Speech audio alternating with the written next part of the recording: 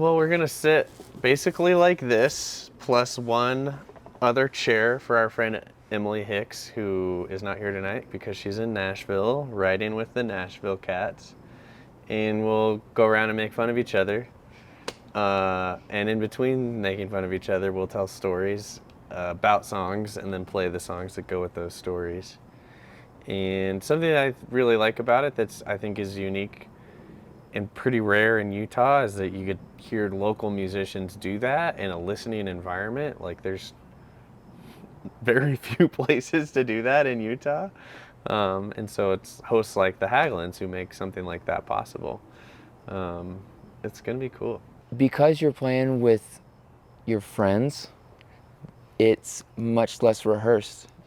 One of your friends might throw you a curveball and ask you about a particular line in a song or about what you did last night. Someone might ask you to play Girl in the Hardware Store. It's true. A song you weren't prepared to play. Yeah. Yeah. So you're getting maybe a more unscripted version of a musician, and then, for someone like me, if you want to come see me play, I only play cover gigs, and people will ask me for originals at cover gigs, and I'll tell them no, because it's like the wrong context to do that. So, if you're in love with me, Grandma, and then you can come and see my original songs, which would be kind of cool, maybe. I don't know, probably not. Anyway. So for everyone out there who's secretly in love with John Sherrill, you've heard it here first, folks. Come to Haglund Ranch to shoot your shot. See what I mean? It's half music, half hazing. My favorite thing is like the backyard setting is just so casual, and it's less formal. It's an opportunity for us to present our songs how we want to present them. But at the same time, it's more of like a conversation. So you get to tell the whole story behind it, crack a few jokes. It becomes more of a dialogue than a let me perform songs at you, and more of a like intimate, I don't know, just a space where it's shared, and it just feels like you can connect with the people who are there a lot more. So as an audience member, it's just super relaxed, it's really fun, and you get engaged really quickly compared to like a bar or a restaurant where there's distractions or a basketball game on behind the stage. It's just a one-to-one conversation with the audience and your best friends, and it's really kind of nice. I love to nerd out about songwriting. Probably too much. Yeah, well, I think that's the thing is like to me, a song should stand on its own 2 feet, but I like to tell parts of the story that aren't in the song, like where I was when I wrote the song, or something weird that happened, or maybe an experience I had when I was playing the song, or some sort of, I don't know, just something that isn't in the song that I feel like brings more color or context to the situation. So I really enjoy having that chance to talk about it. Yeah. I like that it is a setting in which I actually feel more comfortable pouring my heart out. Like there's several songs, like my most listened to song online, I don't play at bar gigs because it's like very tender and pretty sad and very personal. But that's something I kind of like about a house show. Like this kind of setting is like you're saying, like we're gonna like create a space that we all hold together with a certain amount of tenderness with the audience, where I feel like I could probably, we'll see how rowdy the crowd is, but I feel like I could trust them with a song that's maybe harder to play in a less attentive environment. So I think it's that like shared space feeling of like, yeah, we're like creating a moment together. You're not just like coming to like order some fries and halfway pay attention. When you tell stories about songs, a song isn't, maybe there is one event or one experience that informs a song, but there isn't like, it's all, at least for me, I think for most songwriters, it's not just one experience that's creating the song, it's a bunch of different things. Mm-hmm. So you can have a bunch of different stories about one song. So you can talk about, like I wrote this song, Surprise, and there are all these different instances that pop up in that song, people that I met that were really influential, but I've never met them again. Just met them for one moment, don't remember their name, but I could tell you what clothes they were wearing, could tell you where I was. So every time I feel like I talk about a song, there's some common things that pop up, but it is different every time. Yeah, and what I like about a songwriter round is that I never go in with a set list. I kind of have a mental bank of songs that I like to play, that I probably want to play, but I let like my fellow songwriters kind of inform the mood, and that will help me pick which song I'm going to play and which story I'm going to tell. Yeah. So like if you tell a story about, you know, someone that inspired a song, that it, like maybe that's like, oh, that's the perfect segue to this story that I have about this song, or why this song came about. And I love that kind of off the cuff nature. So then it's still a cohesive thread, but at the same time, all these different stories are going to pop up that I don't know what's going to happen next, but it's going to be fun to hear. Whatever song you're going to play is going to help me decide what song I'm going to play. Let's do it. Let's do it. Let's dive into an example. Okay, so here's the deal. I met this woman, and it was the first time I'd been like extremely stoked and for like in a very long time about meeting someone new, but it was like our first date. And so I went home and I was like, there's nothing I can write about except that like it seems like there's a good thing here. This is a great story. So all I had left was just like, I don't hardly know you yet, but I have a good feeling. That's the hook of the song. So I wrote all about that, and it begins with like, why do I feel so good? And then it's like, I could marry you. So here's the song.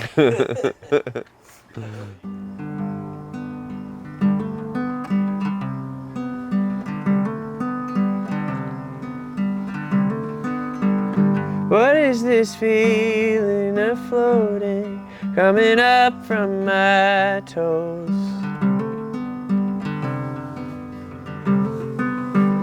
What lifted me up so high, see my whole life down below. I'm lighter than air, and my heart is reeling. I don't hardly know you yet, but I've got a good feeling.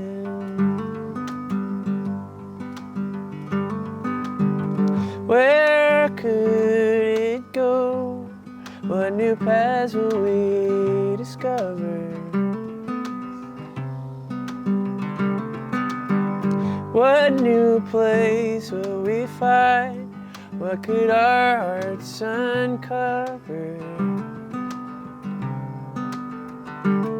I'm ready to go wherever this path is leading.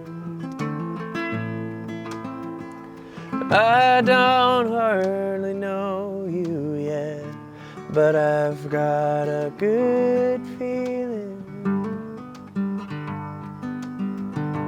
No, I don't hardly know you yet, but I've got a good feeling.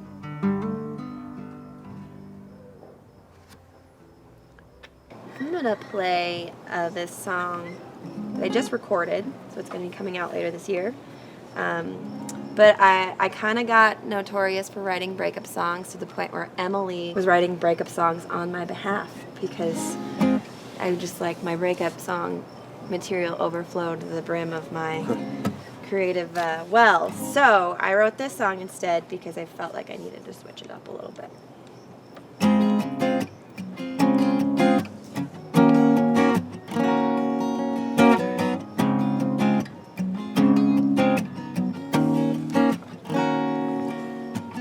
Another fight ending in tears. Hard to know where we go from here. Are we both procrastinating? Is there something here worth saving? You're starting half my songs, from the lonely ballads to the happy ones. I don't know how the next one goes, but one thing is for sure, I don't wanna write another breakup song. Baby, I wanna hold on to you. I know a good thing when I see it, so we might as well see this through. How about a love song every day of the week? I'll write anything you want. wake up song.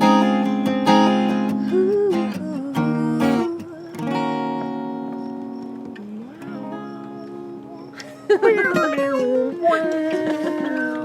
Here's your.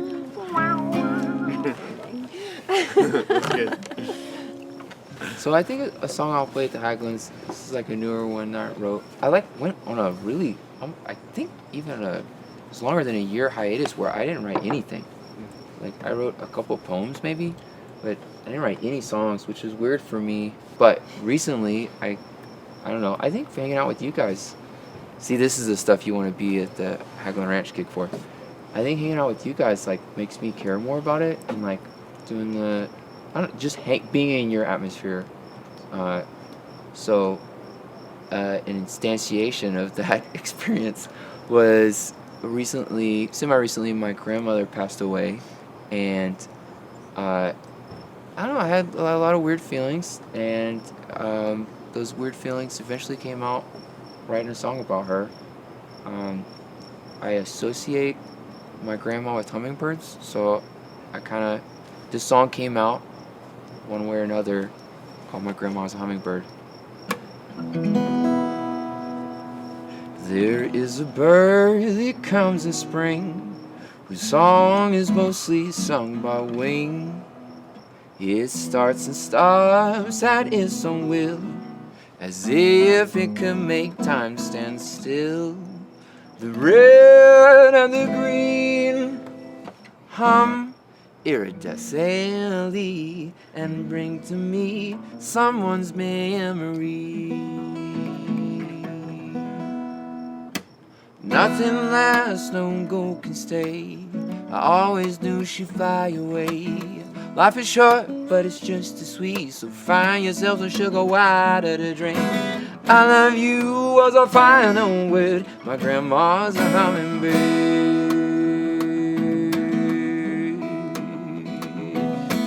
I love you was a final word. My grandma's a hummingbird.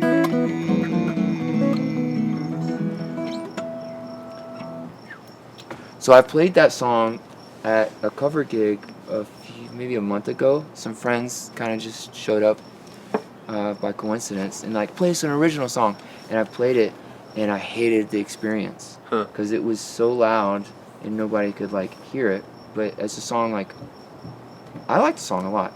And I feel like when I play it and people are able to actually consume it, that like it works. Yeah. But I need a performance context, like a writer's round, to actually share it to anybody in a live setting.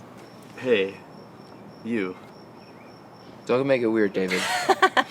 Come to the Haglund Ranch on what date is August it? 18th. August 18th at I'm pretty sure 7 p.m. roughly Let's 7 double check. p.m.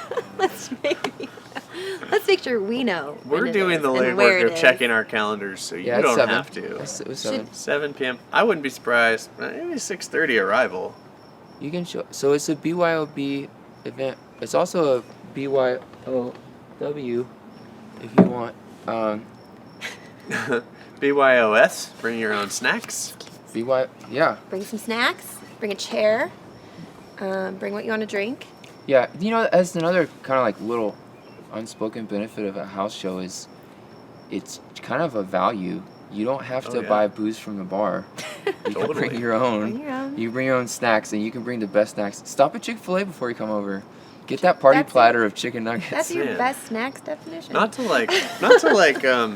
be overly cynical about the money, but as you're saying this, I'm like, that's crazy because you can bring your own drinks and you can bring your own snacks, and yes, maybe you hopefully throw in like $20 for the artists, but that's way cheaper than if you went to... You Ubered to the bar. You Ubered to Lake Effect or some other wonderful bar that we love and spent $80 there. Yeah. Yeah. Yeah, it's a good value, especially if you're looking for that type of experience. Yeah. And we'll have merch for sale. You can sign up for it. Like, it's a chance to talk to people. They'll have merch for sale. I'm going to print T-shirts with John's face on them. Oh, we should make. We should some. actually We should do each that. make our own piece of merch without telling each other what it is. Oh, that's actually a good idea. Actually, that's something we could post on Instagram. Like, hey, my this God, is an I'm gonna event make that we're these playing merch. at, and we all decided that we're gonna make each other merch. for Like a one other white person. elephant gift, but we're gonna give it to each other to sell for merch. So I'm gonna make merch for Alicia. Alicia But will like make one for- item. Yeah, like one I'm item. gonna One crochet. thing, I'm one gonna unique crochet item. John one of those things that goes over a Kleenex box. Actually, so we could each make one item, and then it could be raffled for Brockstrong. The Oh, that's Oh, a great it. idea. That's worth mentioning. I Very have important. a bedazzler, so I'm ready. Bedazzled. Something important to mention actually is every show that happens at Haglund Ranch does pay the artists as well as you pay them basically as the attendees, but also goes towards benefiting the Brockstrong Foundation, which is a foundation that honors the memory of Lori and Roger's son, who passed several years ago and loved music. So it's a way to help kids who wouldn't otherwise be able to access music lessons be able to learn how to play music, which is really cool. perfectly said, David. So August 18th at the Haglund Ranch at, we said 7 7 o'clock. Wouldn't hurt for to show up at 6:30 and get a good spot, and bring a chair, beverage, and some snacks, and enjoy some music.